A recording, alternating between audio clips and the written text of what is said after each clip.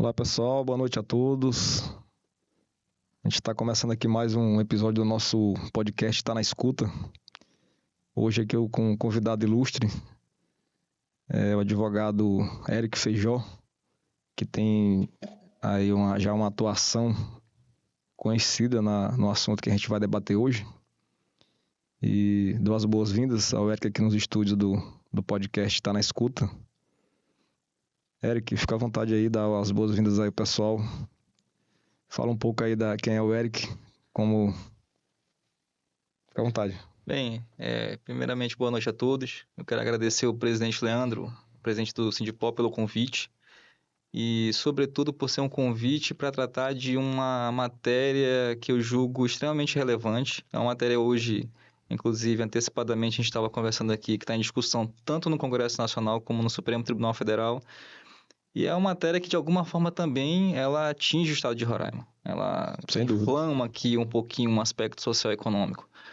E é importante que esses temas sejam, de fato, tratados de maneira responsável, técnica, para que a gente possa trazer isso para um espaço público com uma discussão um pouco mais apurada, responsável, e possa levar a sociedade a um pouco de conhecimento sobre essas matérias que possam atingi-los de maneira um pouco mais direta. Bem, o Eric Feijó é um advogado constitucionalista, eu me julgo assim, né? Não é nenhum fator de uma grande preponderância, mas desde a faculdade eu sempre me dediquei muito ao estudo do direito constitucional, é uma matéria que de fato me instiga muito. E quando se fala de direito constitucional, a gente está também tratando aí diversas matérias, né? Que vai direitos fundamentais, tributário, basicamente a Constituição tratou de tudo, e também sobre direito indígena. É um aspecto, um título, um capítulo muito específico tratado na Constituição. Então, penso que trazer isso para o debate é algo muito importante e eu parabenizo aqui já de antemão o Sindipol por essa iniciativa. Perfeito.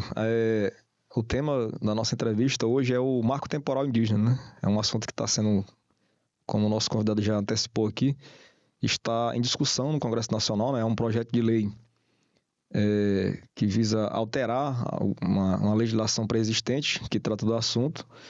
Esse projeto não é novo, né? Diga-se de passagem, é um projeto de 2007, foi apresentado em 2007, estava nas gavetas do Congresso Nacional, né? De gaveta em gaveta. É comum no Congresso Nacional que matérias similares sejam apensadas, então foram apresentadas outras propostas legislativas e foram apensadas a esse projeto 490 de 2007, que foi apresentado originariamente pelo deputado Homero Pereira, do antigo PR do Mato Grosso. Recentemente foram apensados novos propostas legislativas e aí ele teve um andamento recente, né? Foi aprovado no dia 30 de maio na Câmara dos Deputados. E aí reacendeu, né, toda uma discussão e é por isso que o Eric está aqui para dizer para a gente, a miúdes, né, do que se trata esse projeto, porque é comum no Brasil se apelidar leis, matéria legislativa, com um dos dois propósitos, ou para demonizar ou para endeusar, né? Então já se coloca logo a taxa lá de marco temporal. Exato. E aí muitas pessoas não se dão o trabalho, na maioria das vezes, de ler a matéria, apesar dele estar lá à disposição, né? É matéria de domínio público no site da Câmara e do Senado, mas duvido muito que muitas pessoas tenham essa predisposição. Então a gente trouxe aqui alguém que é um estudioso, né? Gosta do assunto, então fala um pouco pra gente dessa proposta, Eric. Bem, o marco temporal, esse título que foi dado, né, para esse projeto de lei, ele é uma discussão que hoje está imbricada, né? Tanto no Congresso Nacional, como eu disse, como no Poder Judiciário. Então, a discussão por trás da ideia ou da tese, chamada tese do marco temporal, é fazer um recorte para se tratar das terras que devem ou não ser demarcadas às comunidades indígenas, né, que são propriedade da União. Então, a tese do marco temporal vem para fazer, com o argumento de se trazer mais segurança jurídica, que as comunidades indígenas só podem ter terras demarcadas se estivessem ocupando essas respectivas terras em 5 de outubro de 1988. Que data é essa, Eric? É justamente a data da promulgação da Constituição. Então, a lógica da tese do marco temporal é justamente quando se fala de marco, né? O marco É se limitar no tempo, né? É um tipo de termo, né? No Código Civil você trata muito bem disso, que é uma data, é um evento certo. Uhum. Né? Então, a lógica do marco temporal fala o seguinte, olha, as comunidades indígenas que estavam e ocupavam suas terras tradicionalmente, vamos assim dizer, em 5 de outubro de 1988, elas têm direito à demarcação. Se elas não estavam lá, Zero. perderam. Né? Então, a legislação e a discussão que está no Poder Judiciário hoje é saber se essa tese do marco temporal, que diga-se de passagem, se diz ser uma tese jurídica, se ela se acomoda ou não dentro da Lei Fundamental de 1988. De fato, há uma base jurídica para sustentar que há uma tese de marco temporal? Então, é isso que está em discussão hoje.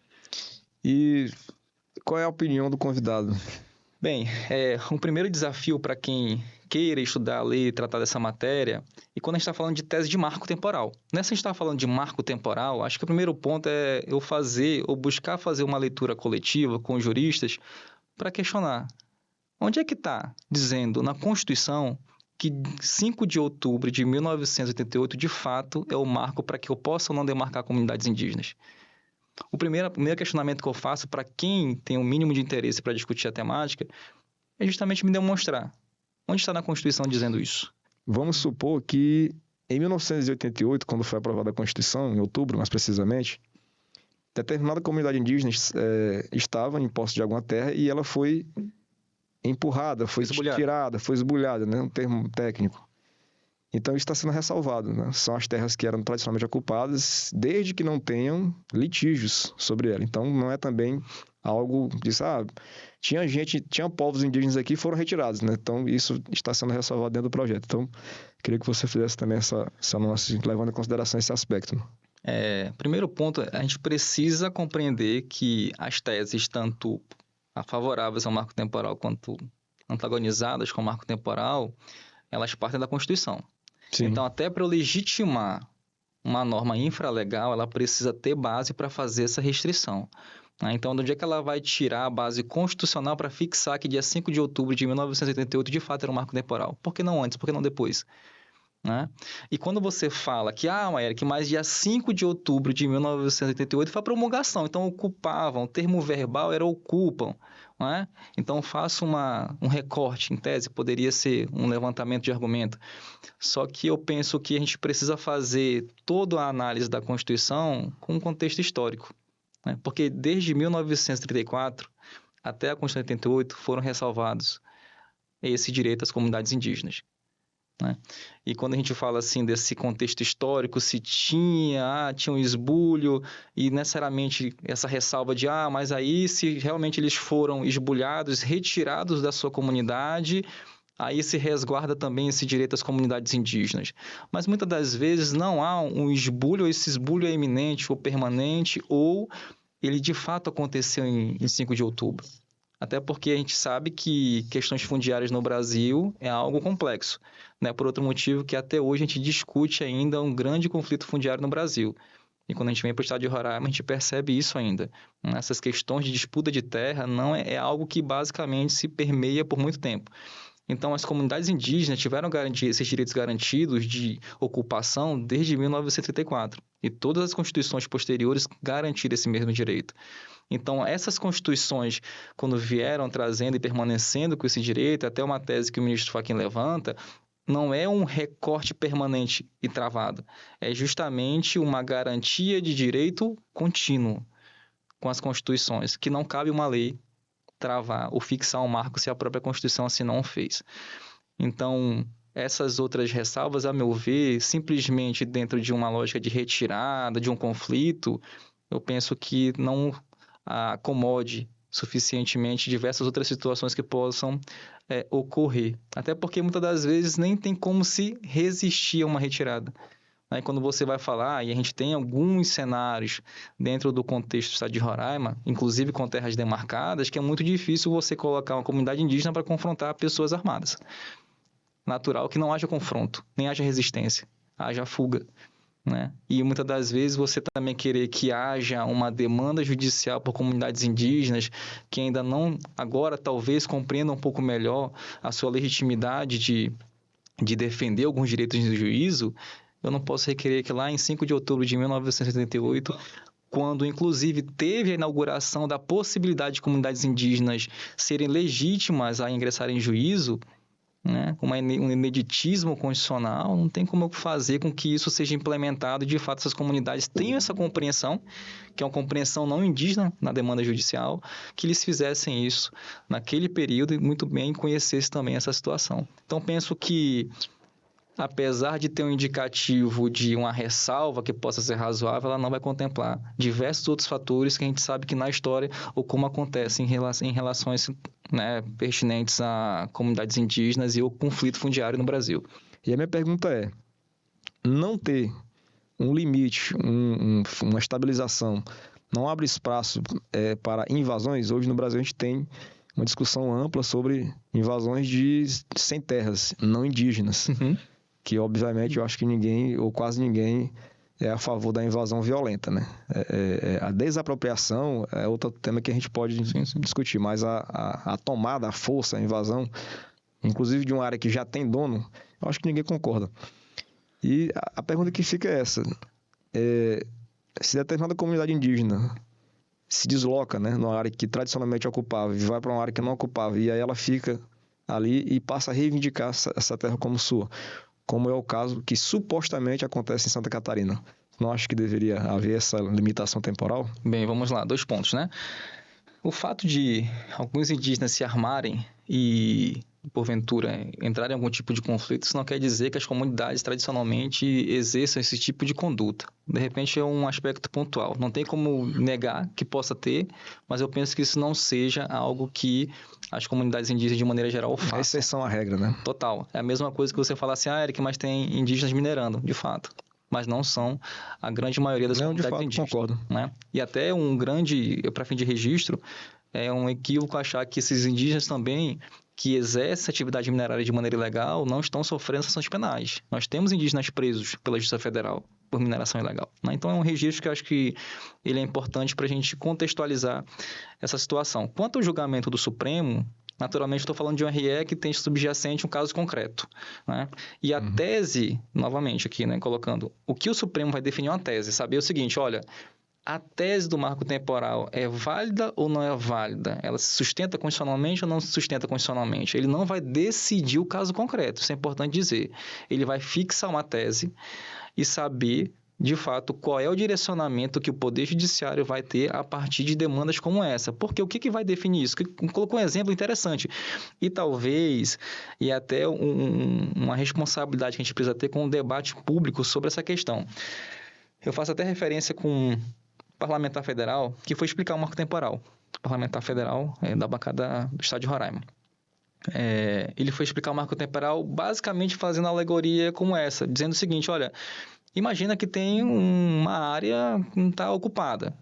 Então, imagina que se não passar a tese do marco temporal, essa comunidade pode se juntar, esse coletivo de indígenas, ir para essa área.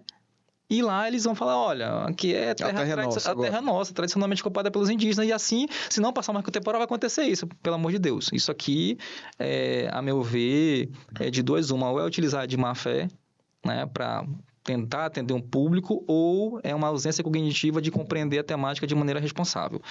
Então, não é essa a ideia do marco temporal, até porque a principal lógica e base de você manter uma terra tradicionalmente ocupada pelos índios é justamente ele manter esse vínculo de tradicionalidade. Então, quem vai dizer isso é um lado antropológico. Então, não faz sentido dizer, mas vem para cá, eles migraram para cá e isso se tornou... Não, isso não se torna uma terra tradicionalmente ocupada pelos indígenas. Ou é ou não é. Ela é ou não é. Por isso que o processo de demarcação, ele não é constitutivo, ele é simplesmente declaratório. Então, são essas premissas que a gente precisa ter cuidado, e o que o Supremo vai definir ou fixar não é um salvo-conduto para, se os indígenas estão aqui, eles têm direito à terra. Não, se porventura comunidades indígenas se utilizarem de má-fé para fazer essas ocupações indevidas, naturalmente, um laudo antropológico responsável e técnico vai dizer que eles não têm o mínimo de ancestralidade e vinculação com aquela terra, e logo, isso não vai ser legitimado. Isso também faz um aspecto de segurança jurídica. Qual a tua análise em relação a essa judicialização em massa, né? De não só, claro que nós estamos falando de um assunto específico aqui, né? Mas eu queria que você fizesse essa análise nesse contexto aqui que eu fiz de judicialização, né? De muitos assuntos que teoricamente, né, estariam a cargo da política, vamos dizer assim, do Congresso Nacional, né, das casas legislativas junto com o chefe do Poder Executivo. Eu acho que hoje é até algo que eu vinha meditando no caminho. E eu acho que é importante eu fazer só, antes de adentrar especificamente sobre a judicialização, que é um assunto que está muito interligado com ativismo, né? Então, mas antes de adentrar nesse assunto, você falou sobre segurança jurídica, né? E, poxa, mas isso está desde lá, se o marco temporal fixar em 5 de outubro, e aí tem os processos que tramitam já há muito tempo. Olha só, a gente está em 2023, discutindo um assunto que possivelmente era para ter sido resolvido desde a promulgação da Constituição. Isso nunca se resolve, a meu ver, por forças contrárias à própria legitimidade de demarcação de terras indígenas. A verdade é que, se a gente pegar um contexto social generalizado, a maioria das pessoas são contra. E, naturalmente, quando eu levo isso para o debate político, que vai para a política, no cenário de casas parlamentares, inclusive dentro do contexto da administração pública, a gente percebe que é uma grande dificuldade de se cumprir o que está na Constituição, inclusive na legislação em geral. Então, isso a gente posterga alguns prazos, inclusive, que foram dados pela Constituição. Só para um dado relevante, 2 dados relevantes, o Estatuto do Índio, de 1973, ele deu 5 anos para que a União demarcasse terras indígenas. Conseguiram fazer isso? Evidentemente que não. Hoje nós temos 761 terras indígenas. Mas, vamos chegar nesse ponto do Estado de Roraima. Não esse é o número total, mas, em todo o território nacional, né? Aqui em Roraima são 32. E aqui a gente basicamente está consolidado com terras indígenas. Assim, seria a próxima pergunta que eu ia fazer. Então, se esse debate nos levaria a acreditarmos que tem índio sem terra. Assim, eu estou falando num linguajar bem popular, para que seja compreensível, né? Sim. Que o termo não é esse, mas assim, tem índio sem terra? Tá faltando terra para índio? Seria a próxima pergunta, mas vamos chegar nesse ponto. Mas só para compreender esses dados históricos, para perceber por que esse assunto ainda permanece tão latente, né? Então, em 1978, da mesma forma, a Constituição deu 5 anos para demarcar terras indígenas. Naturalmente, isso não foi. Tem resistência para não se fazer isso, se criam diversos imbróglios administrativos, porque justamente há uma resistência de não se demarcar terras indígenas. Isso é visível. Então, a gente permanece nesse debate há décadas, porque justamente é uma resistência em não se fazer e cumprir a Constituição. Tanto que não se cumpre. A gente passou 5 anos de 88, não foram demarcadas todas as terras. Tem muita coisa que não é cumprida na Constituição, né? Exato. Aliás, tem muita coisa na Constituição que não é cumprida. Eu inverti a ordem dos fatores. Isso aqui é uma delas, né? Então, a gente precisa compreender esses dados históricos, né? Para compreender por que a gente ainda permanece discutindo isso reiteradamente. Porque se não resolve, né? Essa segurança jurídica, naturalmente, ela vai permanecendo. E quanto à judicialização da política, é um tema que já há muito tempo vem sendo debatido, discutido, estudado, pesquisado. E, na verdade, eu acho que a judicialização da política, ela parte justamente da ausência ou incapacidade dos nossos parlamentares levarem os objetos de discussão a sério, de maneira responsável. É lógico que há um limite, né? Há um limite da boa-fé. Né? Eu acho que você não pode, não deveria, poder pode, né? Não deveria, por exemplo, trazer dados falsos, né? Você falsear dados, você inventar dados. Eu acho que isso não, fora de cogitação. Mas você trazer o discurso para o seu lado, para o lado que você defende, eu acho que todos nós fazemos um pouco disso. Claro. O que eu penso é que eu posso até polarizar o debate, porque hoje o marco temporal basicamente foi polarizado também. É o seguinte, você é a favor ou contra? Aí uns vão dizer que sim, outros vão dizer que não. Eu acho que é uma pergunta complexa e que exige uma resposta amadurecida, não é? Eu acho que qualquer pessoa diz assim, eu sou contra, eu sou a favor, ele não estudou o caso. Perfeito. Então, o que eu vejo de publicações, quando se predispõe a discutir o marco temporal, basicamente eu levo como maniqueísmo. Olha, você é a favor ou contra? Sim ou não? E é basicamente quando a gente falar de judicialização, o que está acontecendo, por que está acontecendo, é justamente porque a gente não levou esse debate a sério. É um assunto complexo, né, que envolve diversas temáticas. Eu estou falando de aspectos éticos e culturais que possuem proteção específica na Constituição. Eu estou falando de direito de propriedade. Eu estou falando dessa lógica de propriedade a partir de uma cosmovisão do não indígena e do indígena. Isso é muito complexo, não dá para eu dizer se é sim ou não. E talvez o Supremo está dando uma resposta, ou deu uma resposta mais à frente, que possa catalisar todos esses interesses. Né? Trouxe para, de repente, dentro do Poder Judiciário, que era para ter sido feito no Poder Legislativo. E quando eu ouço essa questão da discussão, Leandro, eu vejo muitas das vezes assim, vou tratar de temáticas indígenas, né? Etnoculturais. Aí o parlamentar já começa assim, porque nós precisamos avançar, porque nós... Que nós? Porque esse projeto PL 490, ele foi aprovado na Câmara, me diga se teve pelo menos uma audiência pública séria que pudesse trazer as comunidades indígenas para o debate, de fato. Agora, no mês de maio, não teve, não. Então, tivemos em épocas passadas. Então, preciso atualizar esses debates, fazer isso de maneira séria.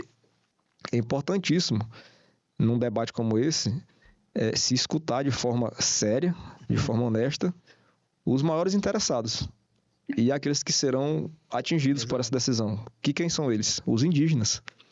Né? Você ir até a comunidade e não ficar divagando. Eu acho eles precisam, tipo assim, eles precisam disso. Como é que você sabe que eles precisam disso, né? Já perguntaram deles?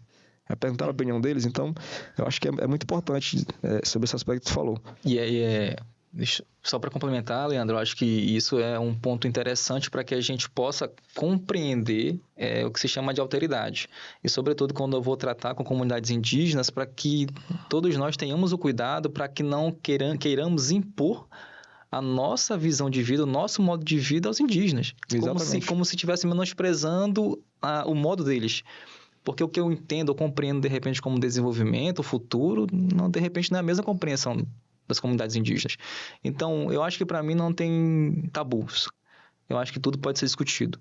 Inclusive, quando se trata de mineração, que é um elemento que está na Constituição. Agora, a gente precisa tratar isso de maneira séria, discutir isso de maneira responsável e, sobretudo, conversar com os indígenas, para que, justamente, como você fala, ouvir isso de maneira ampla. Porque, assim, às vezes eu falo, mas eles precisam disso, a partir de uma perspectiva do meu modo de vida. Sim. Para contextualizar aqui, Eric, eu queria te fazer uma outra pergunta, né? Que é o que está previsto no projeto de lei 490 de 2007. Está se transferindo nesse projeto a competência de demarcação de terras indígenas do Poder Executivo para o Legislativo. Qual é a tua opinião a respeito disso? Bem, aí já é um aspecto que está mais voltado para uma lógica de competência constitucional, separação de poderes, né? Que aí não envolve tanto uma temática voltada para as questões indígenas, étnico-culturais, mas sim de distribuição de competência, distribuição de poder político constitucional. Uhum. Eu penso que demarcação é um ato administrativo. Né? Então, quando eu falo de demarcação e transferir isso para o poder legislativo como se fosse algo mais legítimo para fazer esse tipo de atuação, ao meu ver, transparece uma interferência no poder executivo. Então, sem dar um resultado, fechar e bater o martelo, eu antevejo isso com uma certa preocupação de violação à própria separação dos poderes, né? Então, o legislativo, da mesma forma que o judiciário talvez interfira como um ativismo, aqui também nós temos ativismos congressuais. E talvez aqui seja uma forma de o legislativo trazer para si, falando, olha, eu de repente entendo melhor disso aí e posso ter mais legitimidade na hora de demarcar ou não terras indígenas. Então, partindo de uma premissa e uma avaliação de distribuição de poder político, antevejo aí com certa preocupação em uma possível inconstitucionalidade. As terras indígenas hoje no território nacional ocupam aproximadamente 14% do nosso território. Se a gente for falar de proporcionalidade, de forma séria, não estou aqui fazendo um jogo de números, mas assim, o quantitativo de indígenas hoje no país para proporção de terras, né, para porção de terras que eles já têm como homologadas e as que eles pretendem homologar, sinceramente, eu acho que destoa um pouco. E eu queria que você falasse um pouco sobre essa questão. Bem, quando a gente fala sempre é interessante que quando tu já fala essa ideia da proporção, dos percentuais, isso é uma visão totalmente... A gente está sedimentado num sistema capitalista e que eu tenho que ter uma relação com a terra de que eu tenho que tornar ela produtiva para alguma coisa. Não. Assim, mas isso é uma visão que isso é natural da história e como foi feita as legislações para que se pudesse ter uma compreensão de propriedade. Para que serve a minha propriedade? Então, quando... Eu preciso insistir que essa não é a minha visão. Mas calma, só para eu prosseguir. Então, tem-se um contexto histórico de legislações, né? E como a gente vai sendo sedimentado de que para que serve a propriedade. Então, quando você fala assim, olha, eu tenho uma proporção muito não equitativa com a quantidade de indígenas para a área. Mas por que ela não é equitativa? Porque ela não é produtiva, porque ela não serve para produzir alguma coisa, porque ela não dá retorno a alguma questão. é essa a ideia de se demarcar terras indígenas, que foi que a Constituição quis ao garantir essas propriedades que é da União, mas usufruto permanente para os indígenas. Porque isso é uma visão que, assim, mas é muita terra para os indígenas. Por que é muita terra? A partir de qual premissa?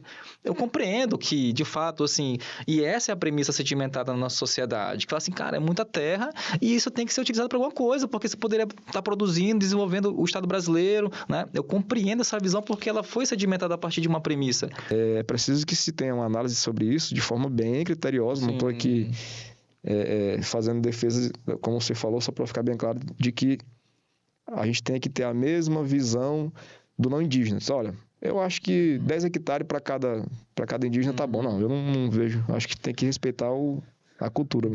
Até porque a lógica da vivência dessas comunidades com a terra é totalmente diferente. Então, assim, quando você fala de proporção, se está pouco ou muito, são aspectos, assim, até antropológicos que eu também não teria propriedade para dizer. A única coisa que fica sedimentada e eu vejo com muita tranquilidade é que se é extensa demais ou é mínima, eu penso que teve algum tipo de laudo antropológico para dizer sobre essa extensão e sobre essa área, para dizer se ela realmente tinha alguma lógica, vinculação de ancestralidade com esses indígenas. Porque para eles, e aí pegando essa cosmovisão, é indiferente se é 10, o importante é que tenha esse vínculo de traçabilidade. Né? Você falou num ponto muito importante.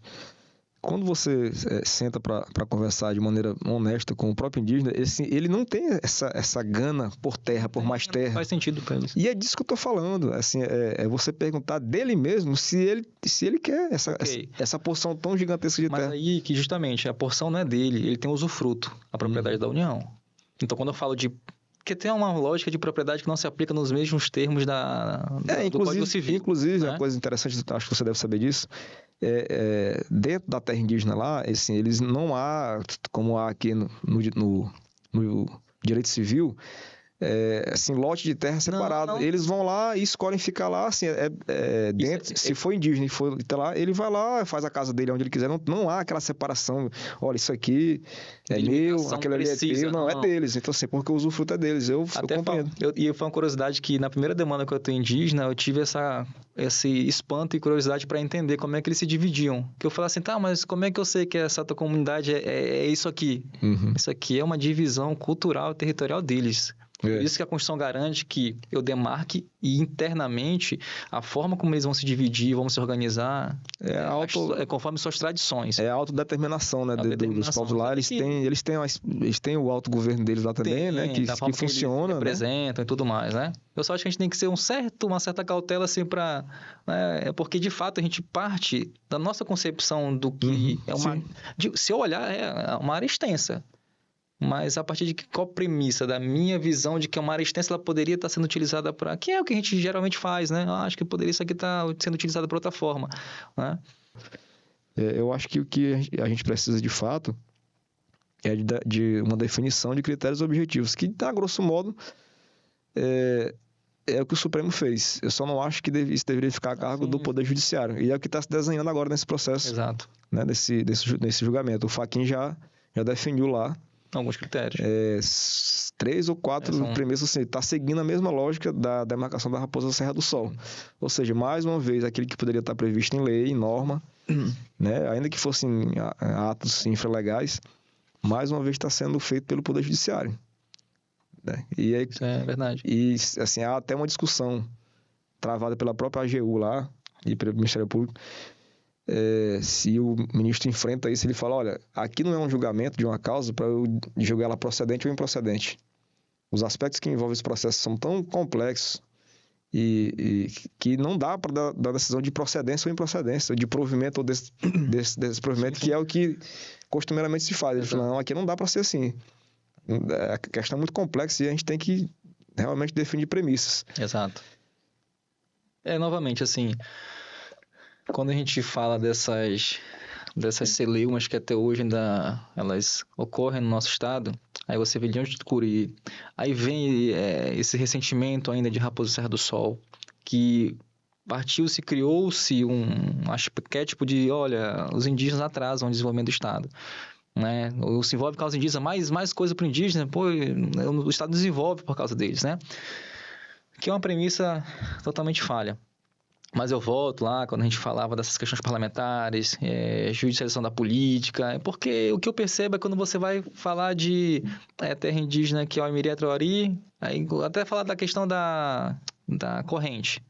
Como é que nossos parlamentares atuam relacionados a isso? Você percebe que é basicamente, muitas das vezes, quase uma alegoria, um circo. Populismo, né? Um populismo que muitas das pessoas vão legitimar aquela ação grotesca, né? Deputado cortando a corrente com motosserra. É um negócio assim, bem teatral. E parece-me que as pessoas... é isso mesmo, meu deputado me representa. A questão é que ele não resolveu nada.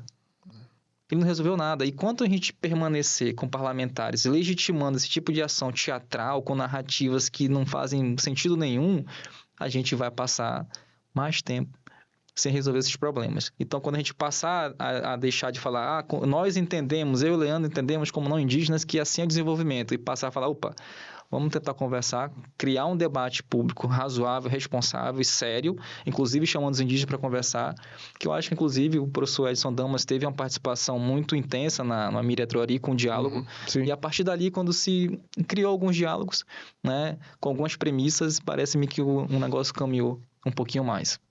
Então, o que me parece, é a falta dessa responsabilidade no debate, sobretudo pelos nossos representantes. Não é só...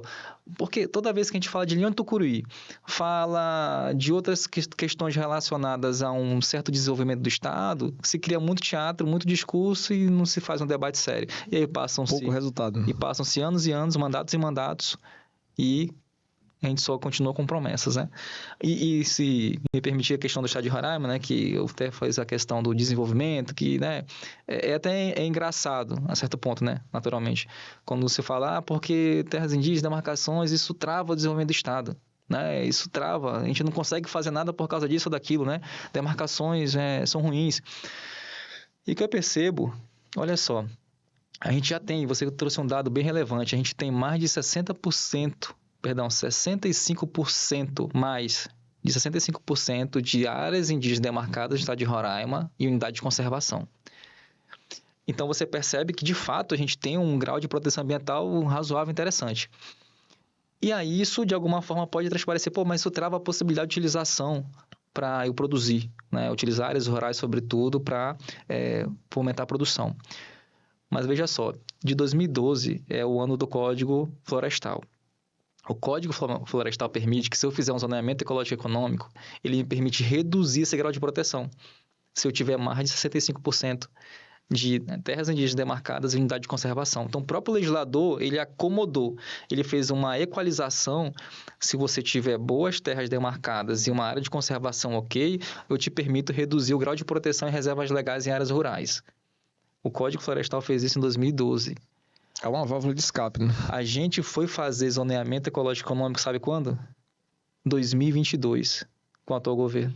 10 anos depois. Uma década depois. Então, assim, a gente vai falar de... a gente ainda tem uma grande segurança jurídica fundiária no estado de Roraima. Não, é por questões de demandas envolvendo comunidades indígenas. Falta de regularização de titulação, até porque a gente, num passado não muito distante, em gestões anteriores, a gente percebeu que titulação por parte do Iterama era um negócio totalmente fraudulento. E aí, como é que eu garanto para o produtor que ele tem uma titulação do Iterama, que depois ele vai lá, compra a terra, faz uma hipoteca bancária para produzir e depois ele, mas seu título é irregular. Então, o que eu percebo é que a lógica de segurança jurídica no estado de Roraima não perpassa por questões indígenas. Eu acho que o debate, o fórum adequado para essa discussão é o Congresso Nacional. Concordo. O projeto foi aprovado na Câmara, foi para o Senado, se tiver alteração deve retornar para a Câmara. E eu acho que lá é o palco onde se deve garantir que esse debate seja plural, né? Se convidar pessoas estudiosas do assunto e, sobretudo, os indígenas. Exato, né? Perfeito. E chamá-los para conversar. Do PL, que é bem gritante. Considerações finais. Olha, o que eu tenho a dizer é que a minha ideia de ter vindo aqui, ter aceito o convite, até porque eu já sei o local onde eu estou inserido, eu não, já passo muito tempo de serviço público, não tenho tanta experiência na advocacia, mas já advogo há um certo tempo, mas sei muito bem no contexto socioeconômico que eu estou inserido. E sabia que esse debate aqui, basicamente, a minha ideia não é convencer ninguém. A verdade é essa, porque diante de uma polarização, que eu acho que até a polarização ela é razoável, né? Você precisa ter pensamentos antagônicos. Então eu já sei basicamente como é que é dividir o estado de Roraima, qual é o posicionamento. Então, basicamente, muitas pessoas vão olhar e vão assim, cara, esse cara tá falando balela aí, que nada, marco temporal sim, fica defendendo indígenas, né? Então, eu tô bem ciente do local onde eu estou inserido. Mas a minha ideia foi trazer alguns pontos. Não fiz aqui uma defesa direcionada ou enviesada, foi trazer dados, foi trazer conhecimento, algumas percepções jurídicas sobre a questão do marco temporal e talvez não deixar tão simplista como um fator sim ou não, né? Uma bifurcação, ou é sim ou é não. Exatamente. Como você bem falou, é um tema complexo que não cabe uma resposta sim ou não, e eu penso que a ideia, na minha concepção de vida, é que não há tabus. Qualquer temática, inclusive a mais espienta, como mineração em terras indígenas, precisam ser debatidas, mas de maneira séria, né? Ao passo que, como eu estava dizendo, a polarização, para mim, eu até vejo ela como bem razoável e compartilho de um pensamento de um constitucionalista que admiro muito, que essa polarização ela até é muito boa, salutar para o debate público.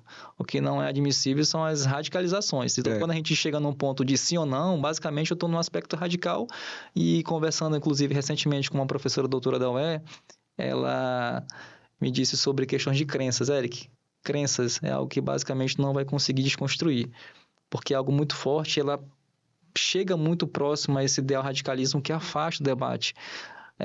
Esse debate mais plural, que a gente possa discutir de maneira séria. Eu acho que o recado que eu posso dar, eu até estava lendo recentemente, é um livro chamado Tordo Arado, que é do professor Itamar Vieira Júnior, né? E ele trouxe algumas ponderações que, de repente, eu posso elencar como minhas considerações finais, né? Que a gente precisa afastar essa lógica de como a história trouxe as comunidades indígenas e colocou eles como objeto dentro da nossa sociedade, criando um tipo de ranking-valor, né? Um ranking de o que é vida, o que é valor, e naturalmente a gente sempre tende a olhar as comunidades indígenas como sujeitos atrasados, né?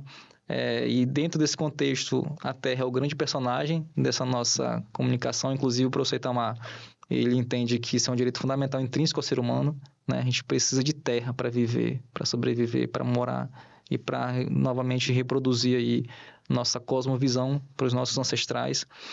Eu acho que o que é mais primoroso aqui, Leandro, é compreender, e pegando a fala do professor Itamar junto com o professor Fernando, que é um professor da Universidade Federal de Pernambuco, a gente não permitir a morte da alteridade, que é justamente a morte da possibilidade de coexistir com o diferente. Eu acho que isso é uma premissa que eu deixaria aqui como uma conclusão de minha participação. Muito obrigado. Eu assisti a entrevista do autor, do Torturado, né? Conversei, assisti, acho, eu não lembro, tem pouco tempo, não vou arriscar que eu possa errar aqui, mas eu vi a entrevista dele comentando sobre esse livro. Acho que ele foi lançado em Portugal, né? Salvo engano. Ele teve em Portugal, não sei se foi lançado lá. Em vários países. Mas aonde, digamos assim, estourou, né? Que é um termo muito utilizado hoje. Bom, legal, Eric. Eu agradeço a tua participação, a tua disponibilidade de estar aqui com a gente, estar compartilhando um pouco da tua visão, né? Da tua experiência. A gente vai buscar, né? Que hoje é o nosso segundo episódio do programa Tá na Escuta, então a gente tem essa ideia aqui de discutir temas diversos, né? Sempre, obviamente, relacionados ou com a nossa categoria de policiais civis ou com o estado de Roraima. Então, eu acho que há espaço para a gente discutir. E a nossa ideia assim, não é trazer alguém aqui que pense igual a gente, senão a gente não vai conseguir debater, né? É trazer realmente pessoas com visões diferentes, com experiências diferentes, com base de conhecimento diferente, para que a gente possa evoluir, né? Discutir com esse alto nível de debate. Então, mais uma vez, obrigado. As portas do podcast estão abertas para você, caso a gente tenha algum outro assunto para a gente discutir. E a gente agradece aí aos nossos telespectadores, né? Perguntas, caso queiram enviar, serão repassadas ao nosso convidado. E as respostas a gente envia para vocês, tá bom? Muito obrigado a todos pela participação e boa noite.